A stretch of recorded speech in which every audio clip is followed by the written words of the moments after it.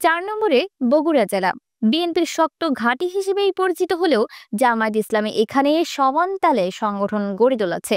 বিভিন্ন আন্দোলনে এ জেলার ভূমিকা ছিল গুরুত্বপূর্ণ।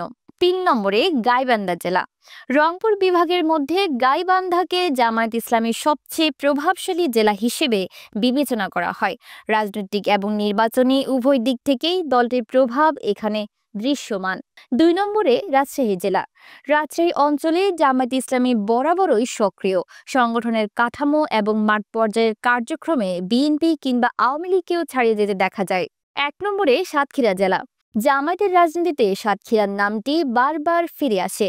আন্দোলন সংগ্রাম হোক বা সাংগঠনিক কাঠামো, এই জেলা যেন দলটির একটি দুর্গ। স্থানীয় জনসাধারণ থেকে শুরু করে বিভিন্ন স্তরে জামায়াতের প্রভাব ব্যাপকভাবে অনুভূত হয়। রাজনৈতিকভাবে একে জামায়াতের সবচেয়ে শক্ত ঘাঁটি হিসেবেই বিবেচনা করা হয়।